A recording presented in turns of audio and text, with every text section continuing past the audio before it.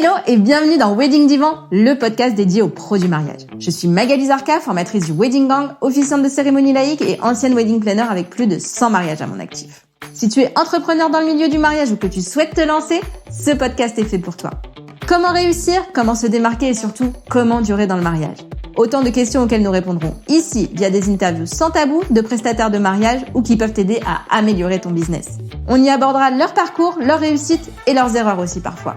Je partagerai également avec toi tous mes conseils, astuces et outils pour te donner un accès direct à la réussite dans le Wedding World. Allez, pose-toi dans ton canapé, écoute-nous dans ta voiture ou même en faisant la vaisselle et surtout, abonne-toi pour ne manquer aucun épisode. Hello le gang, j'espère que tu vas bien. Aujourd'hui, j'ai le plaisir et l'honneur d'accueillir la talentueuse photographe Élise Morgan dans ce nouvel épisode de Wedding Divan. Le sujet du jour, la signature visuelle. Mais je ne t'en dis pas plus et je te laisse écouter. Hello Élise, bienvenue dans Wedding Divan, je suis trop ravie de t'accueillir. Tu sais comment je t'ai connue, donc on va pas revenir dessus. Peut-être qu'on reviendra dessus pour les auditeurs et les auditrices, mais bienvenue, en tout cas je suis hyper ravie de te voir dans Wedding Divan. Merci à toi de me recevoir et de m'ouvrir ton micro aujourd'hui. C'est la première fois que je suis interviewée de manière un petit peu officielle. Donc du coup c'est à la fois intimidant mais à la fois c'est une grande joie parce que je ne fais rien sans joie. Tous ceux qui me connaissent le savent. Donc merci infiniment de me recevoir. C'est un plaisir d'échanger avec toi sur ce podcast. Eh ben écoute, allez, on revient 5 minutes sur comment je t'ai connue. Je t'ai connue grâce à Élise Martimore, que je ne nomme plus sur ce podcast parce que son épisode va sortir bientôt. Donc voilà, on saura on le saura que c'est mon coup de cœur 2023. Tout le monde le sait maintenant. Je pense que c'est bon. Et du coup, elle m'a dit que toi, tu étais son coup de cœur. Donc, et je me suis dit, c'est obligatoire qu'Élise, que les deux Élise soient sur ce podcast, quoi. Ouais, non, mais je comprends vos accointances, de ce que je perçois de toi. Je comprends pourquoi vous entendez si bien et du coup, je comprends notre rencontre à toutes les deux aussi. Alors moi, je te connais pas bien, du coup, j'admire ton travail, mais je ne te connais pas bien. Donc si, pour moi et pour les auditeurs de Wedding Divan, tu peux nous rappeler un petit peu ton parcours, ce serait super. Bien sûr. Alors moi je suis arrivée dans la photo de mariage il y a longtemps, il y a plus de 17 ans maintenant, ça fait plus de 10 ans que je shoot du mariage. Même si c'était pas un temps plein, ça n'a pas été un temps plein tout de suite évidemment parce que j'étais dans une jeunesse totale. Il y a plus de 10 ans, j'avais 21 ans quand j'ai shooté mon premier mariage, 21 ans. Donc voilà, je faisais mes études et une photographe de mariage d'ailleurs que j'ai rencontrée à cette époque-là quand je faisais mes études, qui s'appelle Marion Brunel, mamie que je salue et que j'embrasse d'ailleurs. Marion Brunel Photographie qui m'a mis un boîtier dans les mains pour la première fois. C'était accidentel. C'était accidentel. Pour la première fois de ma vie d'adulte, c'est cette femme-là qui m'a mis un boîtier dans les mains. On s'amusait pendant nos études à se photographier entre copines les unes les autres. Et en fait, j'ai vu que je cliquais, quoi, sans mauvais jeu de mots. J'ai vu que ça réveillait quelque chose chez moi, ça piquait quelque chose chez moi. Et assez rapidement, on m'a offert un boîtier aussi pour un Noël, il me semble, ou un anniversaire. Je suis née le 22 décembre, donc du coup c'est confusant. Hein. Tu sais jamais lequel est lequel. Mais mon fils est du 16, donc je connais un peu. Donc voilà, je me retrouve avec ce boîtier, je shoote un petit peu nos copines, comme on avait commencé à faire. Et puis arrive le premier mariage par accident, et puis après tu vois, tu mets le doigt dans l'engrenage et là c'est fini, quoi. Alors je regarde, du coup je connaissais pas du tout Marion, c'est ça? Marion. Ouais, Marion, j'adore. Ouais. C'est canon aussi son univers. Oui, c'est très humain, c'est très sensible à son image d'ailleurs. C'est Marion est une grande sensible et très humaine et très tendre. Donc je trouve que voilà, c'est son travail transpire tout ça et c'est très beau et ça m'émeut toujours autant, même si je suis partie dans une direction artistique complètement différente de la sienne, puisqu'on est deux personnes différentes après tout. Mais voilà, je voulais ouvrir ce podcast en parlant de cette femme-là et du rôle qu'elle a eu dans ce magnifique accident. Même si on dit, tout ce qui t'est destiné trouve son chemin jusqu'à toi, eh bien, Marion, c'était le vecteur pour ma rencontre avec la photographie et le mariage, en plus. Voilà. Bah Marion, si tu nous écoutes, tu seras la bienvenue sur le podcast pour parler de ton parcours à toi. Sinon, pour revenir sur un parcours un petit peu plus académique, donc ça, c'était ma rencontre avec la photographie. Mais sinon, j'ai fait des études de langue. Donc, c'est en fac de langue, donc à l'université de Chambéry que j'ai rencontré Marion, précisément. J'ai vécu un an en Angleterre. J'ai fait ce qu'on appelle une maîtrise. Ça n'existe plus maintenant, mais c'est un bac plus 4 en langue étrangère appliquée. Et ensuite, je suis partie vers la publicité en faisant 2 ans de master à l'IAE à Lyon. Un master qui s'appelait Management et Communication, me semble.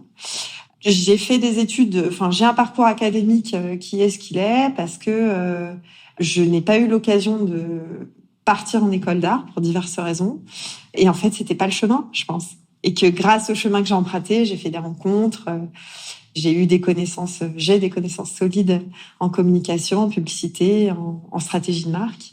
Et voilà, je pense que c'était le chemin. Et suite à cette fac, j'ai eu la chance de travailler en tant que salariée dans la publicité, dans des très belles agences où j'ai rencontré des très belles personnes aussi, qui m'ont permis de me former humainement, d'acquérir des soft skills que j'avais pas, clairement. Parce que quand je suis arrivée dans le monde professionnel, ça a été un peu la grande claque et la grande formation. Je pense que je suis pas la seule, mais voilà, ça a été un peu chaotique, cette arrivée dans le monde professionnel. Mais j'ai appris plein de choses. J'ai acquis plein de codes qui me permettent de naviguer sereinement aujourd'hui. Donc ça, c'est très cool.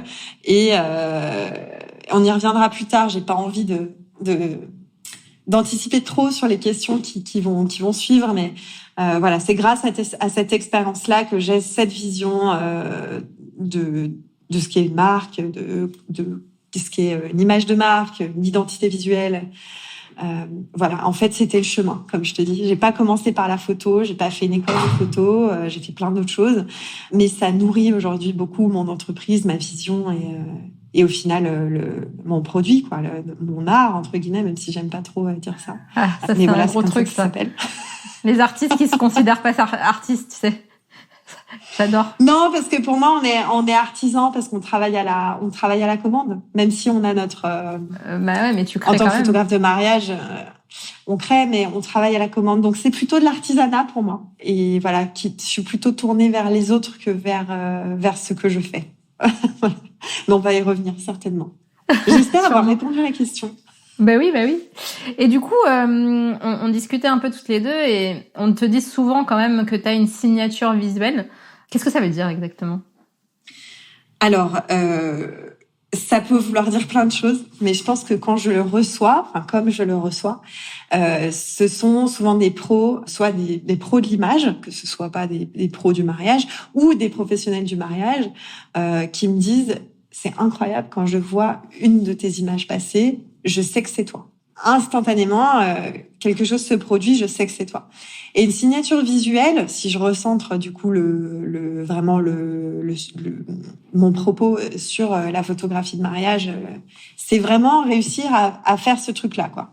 Il y a quelque chose qui est, je trouve, vraiment dommage dans notre industrie du mariage, c'est que les images se ressemblent. Les photographes s'imitent beaucoup. Il y a beaucoup sans parler d'imitation, ils sont beaucoup en écho les uns avec les autres. Pourquoi est-ce que ça arrive, à mon sens, cette espèce de sensation d'écho, c'est que souvent dans la photographie de mariage, on est un petit peu en vase clos. C'est-à-dire que moi, photographe de mariage, je vais aller pour m'inspirer, regarder le travail d'un tel, d'une telle qui m'inspire, etc. Et ça, c'est super bien. C'est hyper bien. Mais par contre, il faut absolument réussir à casser ce vase clos et arriver à aller attraper de l'inspiration un peu partout. Ça peut être le cinéma, ça peut être des photographes contemporains. Moi, j'ai des photographes contemporains qui m'inspirent beaucoup et qui participent beaucoup à ma création, mais aussi des réalisateurs que des photographes de mariage, hein. Ça peut être des photographes de mode, ça peut être des photographes qui ont fait de la photographie sociale, comme Nan Goldin, par exemple, la photographe américaine, des photographes de mode contemporain, comme Helmut Newton. Voilà, il faut réussir à vraiment ouvrir ce vase créatif, parce qu'autrement, on se retrouve avec cette sensation d'écho. Il y a une uniformisation de l'image sur le mariage qui, je trouve, est vraiment dommage. Parce qu'il y a tellement de sources d'inspiration possibles. Moi, je suis très visuelle, donc je t'ai dit, voilà, le cinéma.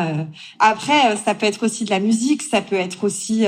mais je pense que ça peut être bien d'ouvrir nos horizons et de regarder un petit peu tout ce qui nous anime et tout ce qui nous excite en dehors du travail des confrères, quoi.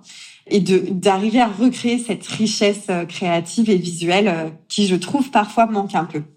Il y a des codes, en fait. C'est très...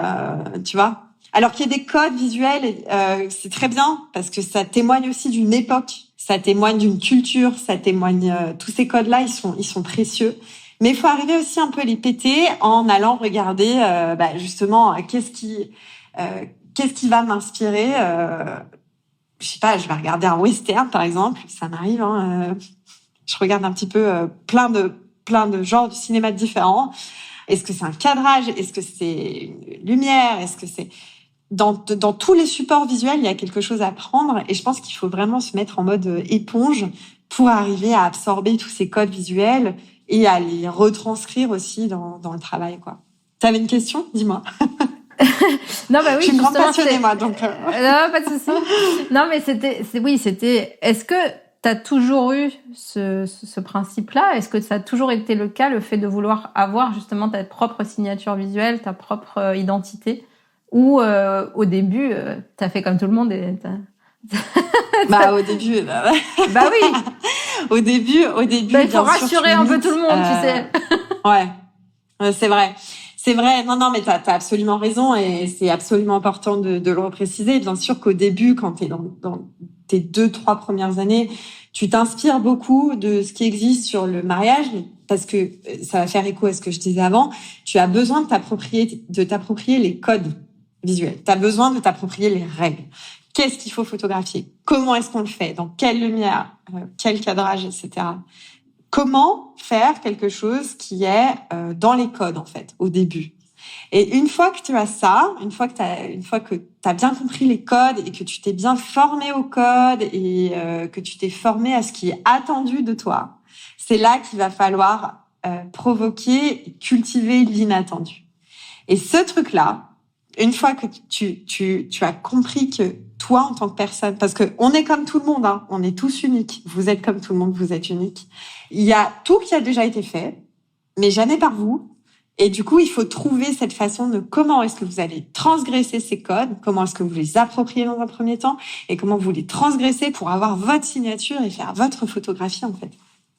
Mais là, pareil, je vais aussi parler avec grande tendresse de Fabien Courmont qui ne shoot plus de wedding maintenant. Et pareil. Mais avec qui j'ai été contemporaine en wedding. On a eu des saisons qui se chevauchaient et je ne le remercierai jamais assez pour m'avoir permis de m'affirmer et de m'avoir donné cette force et cette structure visuelle que j'avais en moi, hein, mais qui l'a révélée et qui m'a permis d'assumer. Il m'a beaucoup guidée. Voilà, j'ai beaucoup de tendresse pour Fabien. J'espère que je sais pas s'il nous écoutera parce qu'il est plus dans le wedding, mais en tout cas voilà, il m'a permis de grandir créativement très très vite. En fait, je pense que j'ai gagné plusieurs années grâce à lui, son approche et aussi le fait avec son énergie. Le fait que c'était un homme, ça m'a beaucoup aidée aussi parce que je me suis beaucoup entourée de femmes au début de ma carrière et encore maintenant, je suis encore très entourée de femmes parce que dans le mariage, il y a pas mal de femmes, que ce soit wedding planner, photographe. Voilà, c'est un milieu qui est très féminin et en fait, son énergie et sa créativité toute masculine m'ont fait énormément de bien dans la création, quoi. Et c'était essentiel. Comme je disais, Marion m'a mis un boîtier dans les mains, Fabien m'a mis la confiance dans les mains. Voilà. Donc ça c'est vraiment une étape clé parce que un truc aussi important, c'est qu'on ne peut pas se construire seul dans ce métier. C'est pas possible. Dans n'importe quel métier, je trouve. Mais bon, oui. Dans n'importe quel métier. Mais celui-là encore plus, parce que ça touche à la création, ça touche au profond, ça touche au soi, ça touche... Donc il faut s'entourer et de personnes avec des énergies qui sont différentes des siennes et qui ont je dirais toujours, faut s'entourer de personnes qui sont 2 ou 3 marches au-dessus de nous pour avoir ce challenge en fait et cette zone de confort, sortir de cette zone de confort qui, quand elle est trop confortable, il n'y a pas de progression. C'est clair. Alors si on doit résumer les étapes là que tu m'as dit, c'était quoi? C'était avoir un appareil dans ses mains. Ouais. Bien pour être photographe. Avoir un appareil dans ses mains, shooter. Trouver son dans style, toutes les conditions possibles. Une fois qu'on est passé par le cadre. Et s'imprégner des codes, en fait. Et ce cadre, il est très bien. Là, je dis au bout de 10 ans, ouais, il faut le péter et tout. Mais c'est vrai que c'est un saut énorme. Mais oui, il faut péter ce cadre, mais d'abord, il faut le respecter et travailler dedans. Et ensuite, une fois que c'est maîtrisé et qu'il y a une sorte d'ennui moi, c'était ça. J'en avais marre d'être conforme. Ce cadre m'étouffait un petit peu parce que j'ai l'impression de faire ce que faisait tout le monde, quoi. De pas avoir de rien apporter de nouveau et de rien apporter de créatif et de pas exprimer mon souffle créatif. Donc voilà, ça m'a étouffée et oui, je l'ai cassé, mais quand j'étais prête à entourer des bonnes personnes.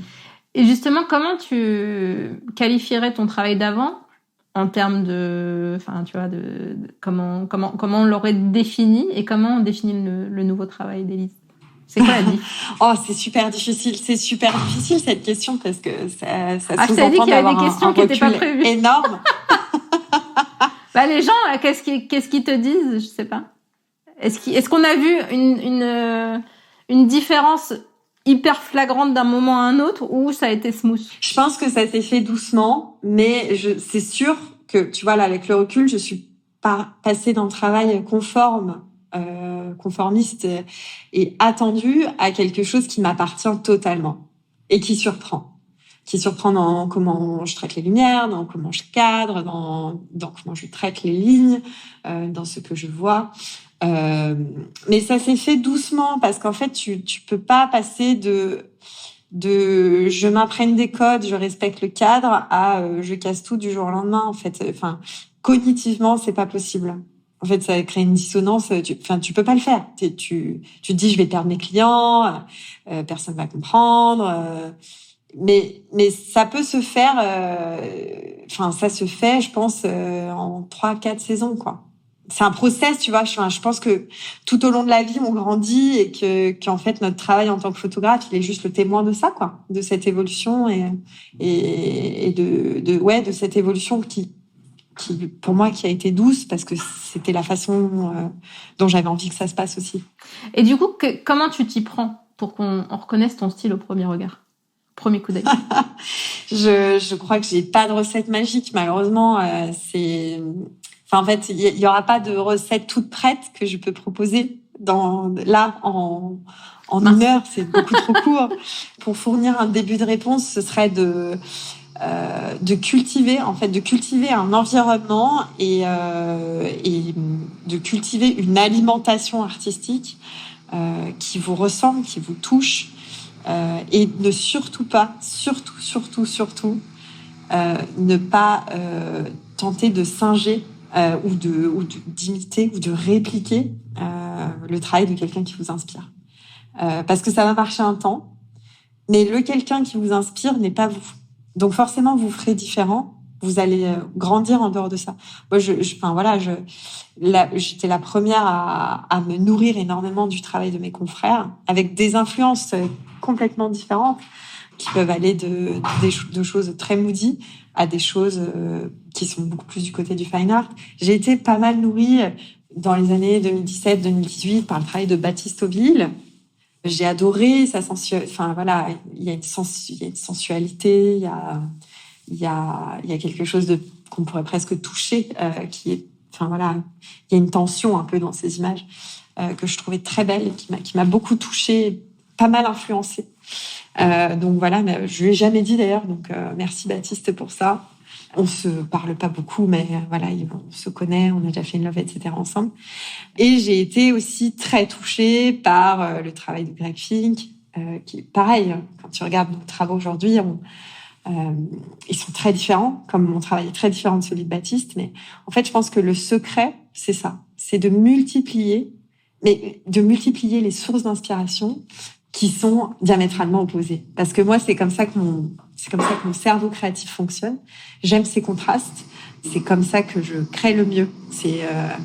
Et aussi, je peux citer Laurence Revol, Chloé Lapessoni, qui sont deux grandes photographes et qui ont beaucoup alimenté mon univers visuel. Donc voilà, là je te donne vraiment toutes mes références hors affinité, c'est en toute honnêteté que je te livre tout ça. Chloé, j'ai eu le plaisir de travailler avec elle, pas Laurence, même si j'aurais bien aimé. Mais Chloé, j'ai eu le plaisir de travailler avec elle et oui, c'est sûr que elle est très très inspirante. C'est dommage qu'elle ait arrêté le wedding, elle aussi d'ailleurs. mais ouais. Ouais, mais si tu veux, ça peut faire l'objet d'une question plus tard. C'est comment tenir dans le mariage. I know. Là, j'ai 2-3 trucs à dire si tu veux. Vas-y, je t'écoute. Voilà, pour répondre, pour finir cette question, ça va être vraiment multiplier les sources d'inspiration et trouver son écriture en fait, et ne pas se perdre dans tous ces courants créatifs quoi. Justement, à propos de ça, toi, tu te définis comment entre Moody, Fine Art, tous ces trucs-là, finalement, est-ce que toi, tu rentres dans une case? Non. Et quand les mariés te demandent de définir ton style, tu dis quoi? Couture? Ouais, après, on est en train de créer une troisième voie. On a commencé ça il y a longtemps et je suis pas la seule sur le marché international. Après, sur le marché français, c'est quelque chose qui commence à exister, mais qui est pas encore très développé. Mais je pense que voilà, ça va être la prochaine grande mouvance. Je dirais plutôt couture, édito et voilà, je trouve que la grande force des photographes qui font partie de ce courant entre guillemets, même si j'aime pas trop mettre les gens dans des cases, c'est qu'on sait travailler tout type de lumière, dans tout type de situation, qu'on a décomplexé le flash, on a décomplexé la lumière directe, les ombres fortes. Mais ça, voilà, encore une fois, en France, je vais rendre à César ce qui est à César. Pour la novice qui est en moi, quand tu dis décomplexer le flash, qu'est-ce que tu entends par là? Ça veut dire que tu l'utilises plus souvent que ce qu'on a l'habitude d'entendre, genre il faut pas l'utiliser la journée, tout ça. Ouais, carrément. Moi, je me suis affranchie de tout ça. Le flash, ça a été longtemps ringard. Je me souviens au début de ma vie professionnelle, c'était ringard, quoi. T'as commencé quand, toi, en 2012, 2013, du coup? Ouais, tout à fait. On a commencé ensemble, ouais. Donc j'avais encore ça dans la tête, moi. Du coup, tu m'apprends un truc là. Ouais. Non, c'est pas ringard le flash. C'est un super outil. C'est hyper édito. Mais oui, il y a 3 ans, 3-4 ans, c'était hyper ringard. Et pour revenir sur les lumières directes, je vais rendre à César ce qui est à César. Laurence m'a énormément inspirée parce que ça a été une des premières photographes françaises à moitié. Enfin, elle a jamais trop fait de mariage, Laurence, mais à notoriété dans le milieu du mariage, qui a enlevé la goupille là-dessus, qui a dit non, mais en fait, ça on peut le faire. Ça c'est oui, c'est stylé. Ça c'est ok. Donc voilà, merci Laurence. D'ailleurs, si tu m'écoutes, je sais pas si tu entendras ce podcast, mais merci. J'adore. J'ai l'impression d'être dans un truc de gratitude énorme. J'adore. Bah ouais, non, mais parce que c'est mon mood global. Et que je reconnais que non, en fait, on peut pas se faire tout seul et que les inspirations, elles sont structurantes. Bah ouais. Et comment on évite de tomber dans la monotonie, de toujours faire les mêmes images, voilà, tout en maintenant en fait le fait d'avoir cette cohérence visuelle pour avoir son style. Bah là, je vais dire un truc cette réponse, je vais te la faire en 2 temps. Moi, mon secret, c'est que pendant les mois d'hiver, je ne shoote pas. Ça va choquer beaucoup de monde, mais je ne shoote pas. pendant 1 mois, 2 mois, 3 mois, je ne shoote pas. Qu'est-ce que ça permet à mon cerveau de faire? Ça permet de faire un nettoyage et surtout, ça lui laisse la place d'ingérer des choses. C'est à ce moment-là que, tu vois, là, quand j'ai fini mon editing, novembre, décembre, janvier, février, si j'ai pas de projet, je shoote pas. Et puis en hiver, il y a moins de mariages. Tu vas peut-être shooter une collection de robes de mariée, mais bon, tu vois, là, c'est fait, on en sort avec Élise. Élise que j'embrasse d'ailleurs, on va en reparler de toute façon. Tout le monde t'embrasse, Élise. À toute heure, à toute heure. Donc, j'arrête de shooter, quoi. J'arrête de shooter. Donc ça permet de nettoyer, ce que j'appelle nettoyer le cache du cerveau. Vider le cache. Et se remettre vider le cache, c'est exactement ça. J'arrête de shooter, je vais énormément dans la nature. Ça, c'est ce qui marche pour moi, hein, mais voilà, j'ai besoin du contact avec la montagne, avec la neige, avec l'océan, avec moi, avec juste moi, sans objectif de prendre une photo, de sortir pour documenter, en fait. Cette démarche-là, je l'efface complètement sur les mois d'hiver. Je vais prendre une photo ou 2 avec mon iPhone, mais je ne documente pas rien, pendant 2, 3, 4 mois. Et ça, c'est se foutre la paix créativement. Et du coup, quand tu arrives sur ton prochain gros projet, t'es inspiré par plein d'autres choses. Après, ça, c'est un peu des préceptes qu'on apprend dans les méditations et dans le rapport à soi, à la nature, etc. C'est que il faut des moments de vide et des moments où on est en connexion avec la nature. Sinon, l'inspiration, elle n'existe pas. Ça n'existe pas. Et d'ailleurs, j'en profite pour faire un petit clin d'œil à mon compagnon, Pierre, qui me permet du coup cette grande inspiration et cette prise d'air, quoi. Parce que lui, il est vraiment il est très vivant et il est dans le moment. Il va jamais te dire arrête-toi, je te prends en photo, jamais. Et du coup, ça laisse une paix incroyable. Puis il m'emmène partout, en montagne, à l'océan. Il fait quoi dans la vie? Alors, il est commercial, donc il est très terre à terre. De nous deux, c'est la terre, vraiment. Moi, je suis complètement l'éther, lui, c'est la terre. Et ça me fait énormément de bien. Donc voilà, je pense qu'il faut aussi arrêter de vouloir faire toujours plus et prendre des temps pour s'apaiser, passer du temps avec les gens qu'on aime, passer du temps dans la nature et à apprécier ce corps aussi en bonne santé qui permet de faire plein d'autres choses que travailler. Ça, il faut s'en rappeler aussi. C'est clair. Et la deuxième réponse, bien sûr, c'est de faire des shoots d'inspi. Et je sais que je suis hyper dans ton actu, là, en répondant ça. C'est qu'il faut créer pour soi. C'est-à-dire qu'il faut absolument créer ces temps de création, donc en équipe. Parce qu'un shoot d'inspi, ça ne se fait pas tout seul, hein. C'est pas possible. Créer ces temps en équipe, de co-création et de créer pour le plaisir, de ne pas créer pour la commande. Donc ça c'est vraiment un truc très important. Créer pour le plaisir, ne pas créer pour la commande. Et se nourrir. Alors moi des fois j'achète le magazine Vogue. Il y a que des pubs dedans, mais c'est le sujet. Regardez ce qui se fait en publicité parce que c'est impératif. La future tendance. C'est impératif en fait de regarder ce qui se fait en publicité quand tu bosses dans l'image. Même si tu bosses dans le mariage.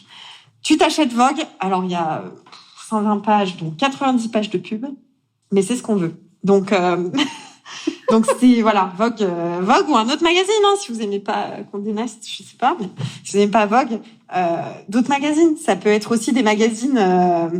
Il y a un tirage que j'adore qui s'appelle Les Others et qui est centré sur la nature, sur l'outdoor et tout, et c'est une grande source d'inspiration pour moi aussi de regarder ces images de nature. Enfin. Trouvez ce qui vous ressource et allez-y, quoi. Et faites autre chose que shooter. Et faites autre chose que shooter des mariages de vos clients, surtout. C'est clair. Et par rapport aux tendances, parce que bon, voilà, on a ces tendances, voilà, le moody, toutes les choses qui arrivent et puis qui restent et puis ou qui s'en vont, parce qu'il y en a qui restent et il y en a qui s'en vont, quand même. Comment on fait pour garder sa signature et en restant à jour de ces tendances ou pas d'ailleurs? Est-ce qu'on a besoin d'être dans les tendances? Voilà. Alors là, il va y avoir un lien magnifique avec ce que je viens de te dire sur la mode et sur la publicité. C'est que je vais te resservir une citation de Coco Chanel qui disait les modes passent, le style reste. En fait, elle a tout dit.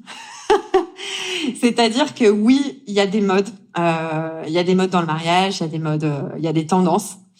C'est important d'en être conscient. C'est important de s'en nourrir, mais il faut pas y succomber. Ne succombez pas aux modes. Parce que du coup, ça vous met dans une mode, ça vous enferme dans un style. Et en plus, les modes passent. Par contre, ce que vous devez cultiver, c'est votre style, à contrario, qui restera. Votre signature visuelle, elle restera, elle perdurera. Et c'est comme ça qu'on regarde le travail, par exemple, d'Helmut Newton. J'en ai déjà parlé. Il y a des photos qui ont été prises à 50 ans qui sont très actuelles et qui n'ont jamais été démodées et qui ne le seront jamais, en fait. C'est intemporel. Ouais, mais est-ce que cette personne, elle a eu toujours le même style? On garde un fond il y a une signature visuelle, tu sais que c'est ces images, quoi. C'est comme Wes Anderson, le réalisateur. Tu regardes un de ses films, il y a des films au style différent, mais sa signature reste constante. Ses cadrages, ses couleurs. Donc oui, avec le temps, bien sûr, t'as des événements, t'as des éléments contemporains qui font que, bon, tu reconnais une époque. Par contre, tu reconnais aussi Wes Anderson qui est toujours en lame de fond, tu vois toujours son style. Et c'est ça, en fait, c'est la lame de fond qu'il faut réussir à construire et à cultiver, quoi. Trop bien. En tout cas, merci beaucoup pour tous ces partages. C'était riche en partage, c'était trop bien. On va passer aux questions que je t'ai pas envoyées. Tu veux bien? Avec plaisir. Le dernier podcast que t'as écouté? C'est un podcast sur le surf et c'est l'interview de Peyo Lizarazu, qui est un surfeur, un sportif basque de la côte basque. Je revenais de Biarritz, j'étais en voiture avec mon chéri, on en avait un petit peu marre d'écouter la radio et on a écouté Peyo qui est très inspirant, je trouve.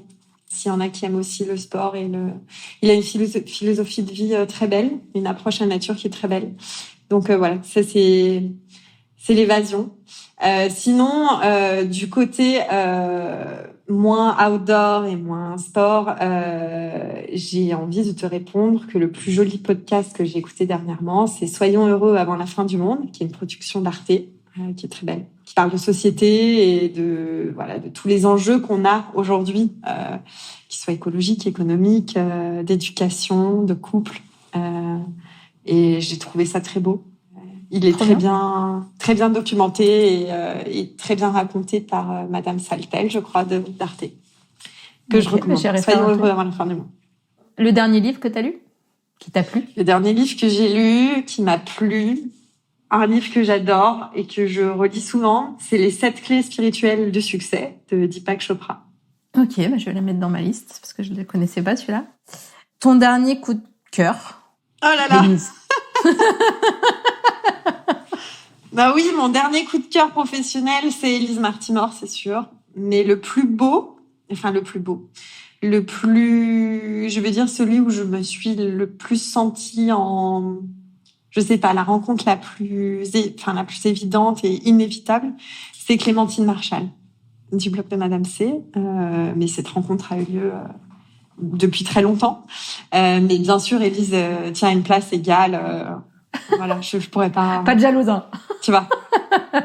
Okay. Non, j'écoute, c'est un immense coup de cœur parce que ça aussi, je pense que ça peut aider aussi éclairer un peu le propos que j'ai eu précédemment, c'est que il faut s'entourer aussi pour se trouver créativement et pour se trouver professionnellement.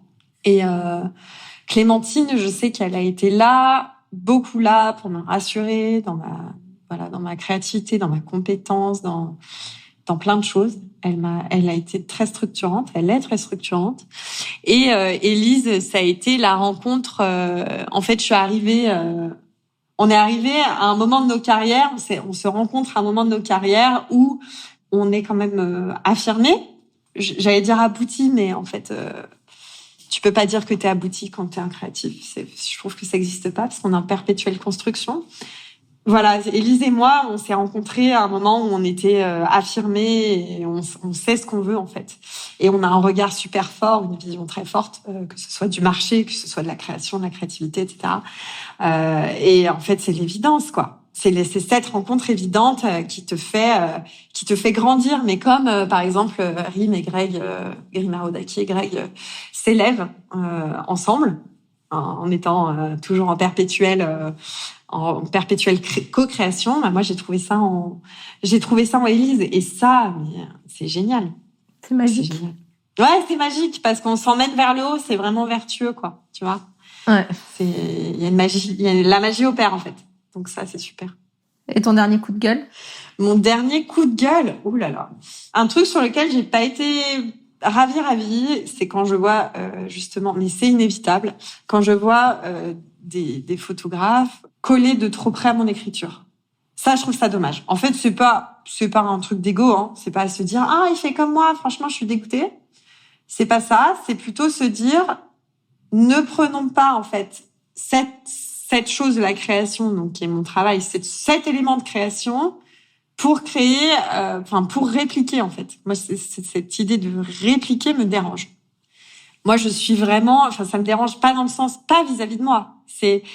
Le problème, c'est que quand on réplique, on appauvrit la proposition créative.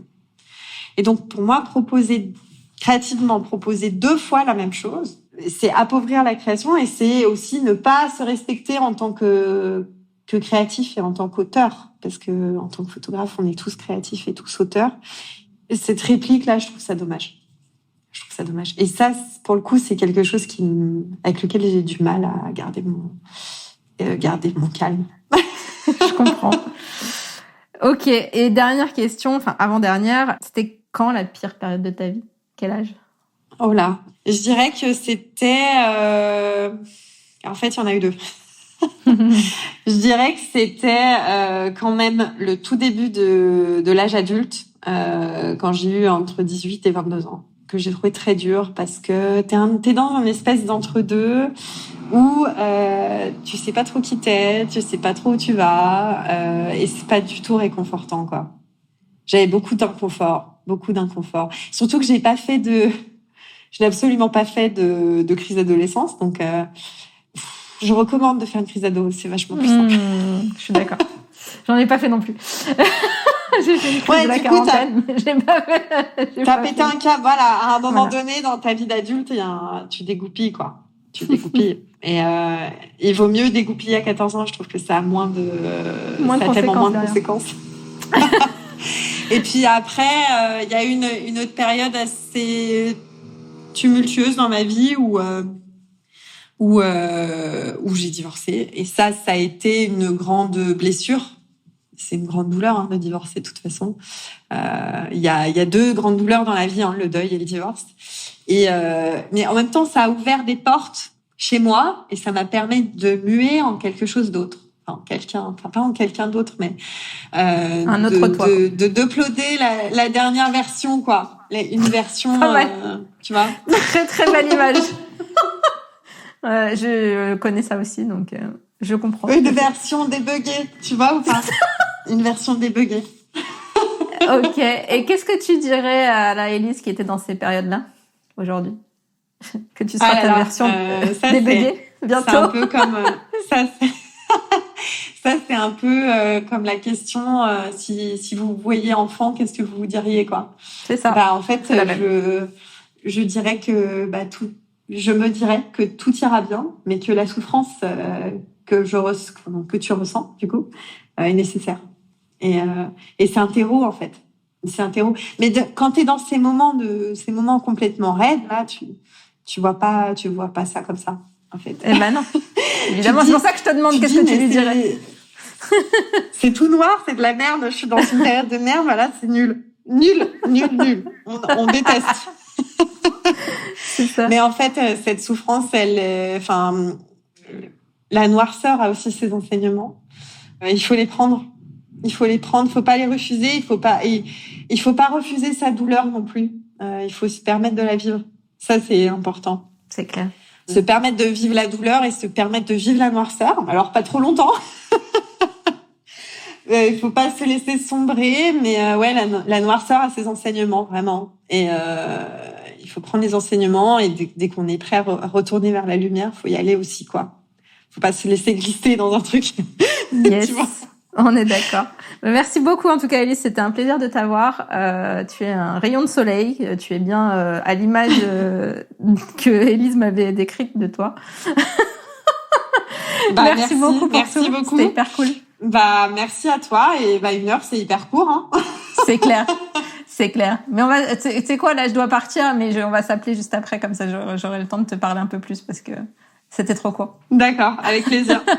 Écoute, merci et merci à vous qui avez écouté le podcast. C'est un plaisir de partager tout ça avec vous et puis voilà. Moi, je suis très open. Donc, si vous avez envie de venir me voir en DM, m'envoyer un email, si vous avez des questions, enfin voilà. La transmission, c'est très important. J'ai pas eu le temps d'en parler parce que 1 heure c'est trop court. Mais voilà, n'hésitez pas. Je ne suis pas un mur intimidant. Trop bien. Je suis très ouverte, donc je vous en prie, je vous attends. Merci beaucoup, en tout cas, c'était hyper cool. À très vite. Merci Magali, à bientôt, ciao.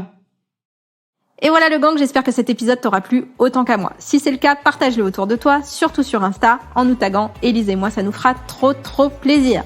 Un immense merci à toi et à très vite pour le prochain épisode de Wedding Divan.